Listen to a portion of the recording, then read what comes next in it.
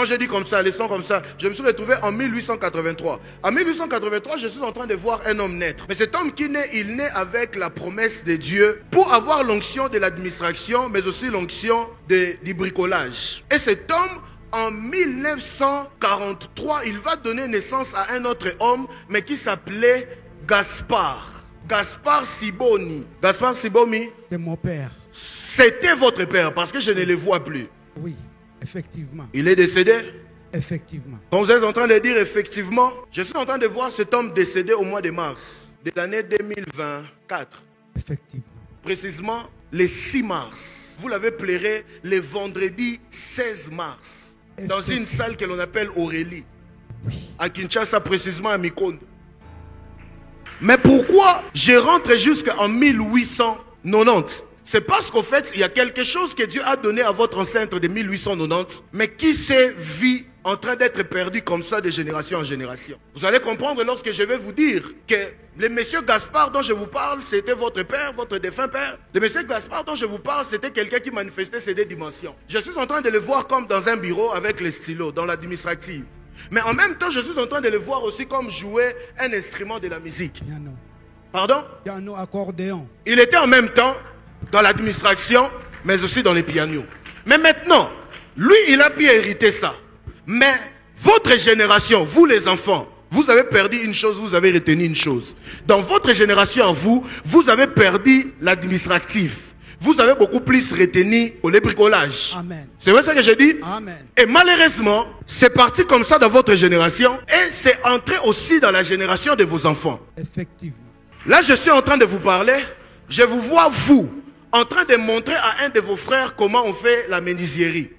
Majos. C'est mon petit frère. C'est votre petit frère. Mais il est aussi votre élève. Quand je vois Majos comme ça, en même temps, je vois des Chris. Des Christ, c'est mon fils. Mais je le vois comme ça aussi. Oui. Parce qu'en fait, vous, dans votre niveau, vous êtes en train de faire quelque chose de très raisonnable. C'est quoi la chose? C'est que Dieu vous a accordé, vous l'accordez aussi à vos contemporains, mais aussi à la génération montante. Et pourtant, c'est bien à un niveau, mais c'est aussi mal à un niveau. Vous devez réclamer quelque chose que Dieu vous a donné, l'administratif. Donc là, je vous parle, vous êtes très intelligent. Vous-même, vous êtes très intelligent. Vos enfants. Mais votre intelligence, vous ne l'utilisez que dans les bricolages. Je suis en train de vous voir hier, à 11h05, assis là-bas, en train de pleurer. Parce que l'orateur était en train d'enseigner et il a libéré une parole forte pour dire qu'il y a des gens qui étaient censés vivre dans les 7 sommets de la société, mais ils sont privés de ça par la sorcellerie. Et vous, en vous, vous avez senti que ça vous concernait. Je vous ai vu en train de verser des larmes parce que en vous, vous vous disiez, on est trop intelligent pour rester que dans le bricolage. Est-ce que c'est vrai ce que je dis? Je le confirme. Vous, lorsque vous êtes né, on vous a transmis aussi ça. Parce que je suis dans une vision. Dans la vision où je suis, je me retrouve en 1965. Et en 1965, je suis en train de voir un se répéter 4 fois. Je vois le 11-11, le 11 novembre. C'est la date de ma naissance. En cette date-là, vous êtes né. On vous a transmis les 2 dimensions. Mais la vie a fait que vous avez perdu une dimension. Vous avez gardé une dimension. Pendant que je vous parle, s'il y a des gens qui vous connaissent, qui suivent, ils ne vont pas me contredire. Vous êtes connus comme les formateurs des formateurs. Vous avez assez de connaissances dans votre métier, mais excusez-moi, ce n'est pas pour vous déstabiliser. Au jour d'aujourd'hui, ce métier ne vous profite à rien. Vous savez pourquoi? Parce qu'en fait, d'après le plan de Dieu, il y avait un quota où les bricolages devaient bénéficier, où lorsque les bricolages allaient s'arrêter, c'était maintenant l'administratif qui allait prendre les relais. Là, vous êtes en train de vous retrouver, en train de donner à fond, en train de beaucoup faire. Mais les œuvres comme ça, c'est bien, mais ça ne rapporte pas. Lisa, c'est qui? C'est ma fille. Nissi, c'est qui? Nissi aussi, c'est la fille de mon petit frère. Davina, c'est qui? C'est aussi la fille de mon Déborah, c'est qui? C'est la fille de mon petit frère. En fait, Gracia, c'est qui? Gracia, maintenant, c'est la génération. En fait, c'est votre petite fille. Effectivement. Vous savez pourquoi je vous ai demandé Gracia? Parce que les combats dont je vous parle, si on n'arrête pas ça maintenant, ça ne va pas seulement prendre vos enfants, mais ça commence à entrer maintenant dans les enfants de vos enfants. Au point où là où je vous parle là, je suis en train de voir une sœur de notre église, Keina. Je la vois avec une équipe en train de travailler, de faire la peinture. Et parmi les personnes avec qui il fait la peinture, vos enfants aussi être dedans. Elle est témoin. Gloire au Seigneur. Est-ce que quelqu'un a un téléphone, s'il vous plaît? On va poser un acte. Je vais faire quelque chose. Et c'est cet acte que Dieu va utiliser pour ramener quelque chose perdu. Papa, s'il vous plaît, vous qui êtes ici devant, enlevez les modes vibraires dans vos téléphones. Alors, que quelqu'un prenne un téléphone avec les crédits, je ne sais pas, appel normal, WhatsApp, tout ce que tu veux. Mais s'il vous plaît, vous, enlevez les modes vibraires. Laissez votre téléphone sonner.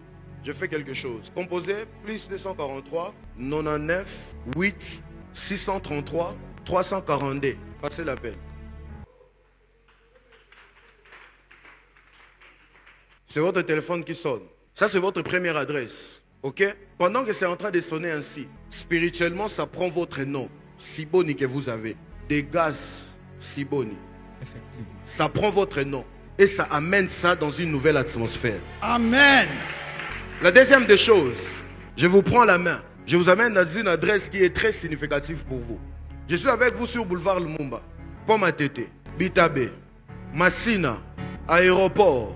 Mais je vois maintenant l'arrêt des bus qui prend les gens là-bas, qui les amène à Inikin. Et quand je regarde cet arrêt de bus, je donne à cet arrêt de bus le dos, je regarde de côté, je vois une parcelle. Mikondo. Oui. Matamba. Matamba. Et c'est juste en diagonale comme ça avec l'arrêt de bus de Inikin. Mon atelier était là-bas. Votre atelier était là-bas. Oui. C'était une adresse triste. Maintenant, vous êtes où? Je suis maintenant à Mikondo, Kabine Mbam. En fait, vous êtes parti de là, mais vous êtes resté de là. Oui. Mais gloire soit rendue à Dieu. Parce qu'aujourd'hui, les mouvements que je fais avec vous, c'est une frontière. Je suis en train de vous sortir d'un lieu et je suis en train de vous investir dans un autre lieu. De la même manière dont les jours sont en train d'être comptés, vous étiez en train de voir les choses s'endurcir du jour au lendemain. Ils ont comme ma casse du jour au lendemain. On va renverser la tendance. De la même manière dont ça allait du pire au plus pire, ça va maintenant aller du plus pire, en train de s'arranger, en train de s'améliorer. Amen. Avance. Dieu a résolu de vous bénir. Amen. Papa, je veux prier pour vous. Les gens ont vu votre opprobre. Les gens vont aussi être témoins de votre restauration. Amen.